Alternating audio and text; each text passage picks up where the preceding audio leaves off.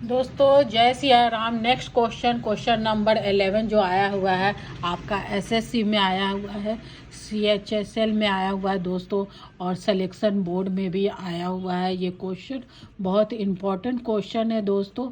2024 का ये क्वेश्चन है, सेट है, अलजेब्रा का कॉन्सेप्ट है और वैल्यू पुटिंग का है। If P plus Q plus R equal to 0 हो जाए then what is the simplified value of the expression. ये आपको सॉल्व करना है दोस्तों। तो इसको सॉल्व करना है, कैसे सॉल्व करेंगे दोस्तों? तो उसके लिए आपका P plus Q plus R की वैल्यू 0 होनी चाहिए दोस्तों।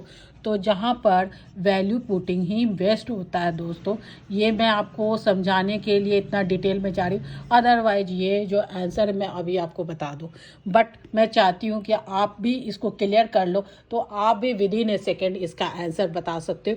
तो क्या है वैल्यू पुटिंग दोस्तों? अगर suppose that a plus B plus C is equal to 0 होता है दोस्तों, तो हमारी वैल्यू, अगर a की वैल्यू हमने क्या ले ली, 1 ले ली दोस्तों, और b की वैल्यू -1 ले ली, और c की वैल्यू 0 कर दी, तो हमारा क्या आ जाएगा दोस्तों? 0 ही आ जाएगा। तो इस तरह की वैल्यू होती है। अगर हम 1/0 करेंगे दोस्तों, तो ये क्या हो जाएगा? इन्फिनाइट हो जाएगा दोस्तों, जहाँ पर हम इसको सॉल्व नहीं कर सकते। तो ये कॉन्सेप्ट को ध्यान में रखना होगा दोस्तों, हमेशा ध्यान में रखिएगा। हो सकता है हम 1 ही क्यों रखें दोस्तों, 2 भी रख सकते हैं। 2 -1 रखेंगे तब भी हमारा वैल्यू क्या आ जाएगा? 0 आ जाएगा। हमने 2 क्यों प्लस लिया -1? 2 को अगर हमने यहाँ पर सपोज दैट -2 लिखते हैं और यहाँ पर हम अगर 1 + 1 करते हैं, तो ये क्या हो जाएगा? थोड़ा सा हमको ईजी लगता है, 2 को हम पहले लिखें प्लस और इसके बाद ये किए। तो इस तरह से आप कम से कम वैल्यू रख के भी इसको सॉल्व कर सकते हैं दोस्तों। तो ये कॉन्सेप्ट है आपका, ये वाला जो कॉन्सेप्ट है P plus Q plus R। तो यहाँ पे अगर हम P की वैल्यू 1 रखते हैं दोस्तों, Q की वैल्यू -1 रखते हैं और यहाँ पर 0 रखते हैं, तो ये कॉन्सेप्ट 0 रख देंगे तो दोस्तों हो सकता है यहाँ 0 आ जाएगी वैल्यू डिवाइड में। तो ये नहीं रख सकते दोस्तों। हम क्या रखेंगे? -2 रखेंगे दोस्तों। अगर -2 रखते हैं तो हम ईजिली इसको सॉल्व कर लेते हैं।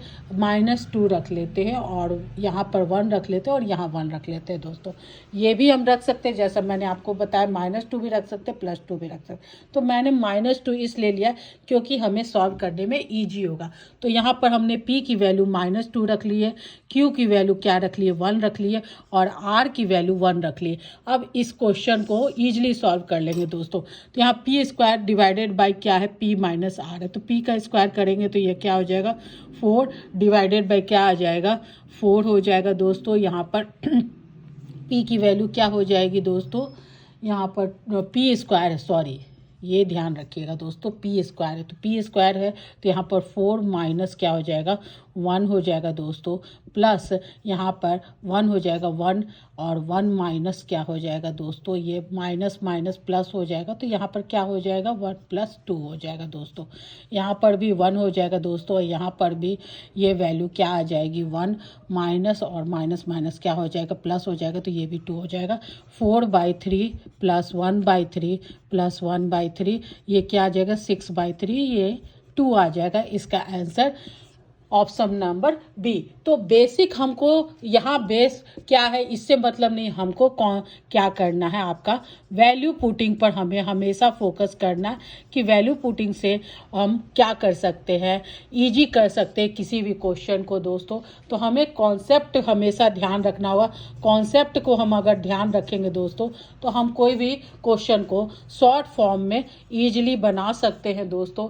चाहे वो अर्थमेटिक हो गया, चाहे वो अलजेब्रा हो गया, हमें कोई फ़र्क नहीं पड़ता। हम वैल्यू पुटिंग से क्वेश्चन को सॉल्व कर सकते हैं। यहाँ पर P की वैल्यू -2 रखा है दोस्तों। तो ध्यान रखना है, क्वेश्चन को समझना है दोस्तों, प्लीज़।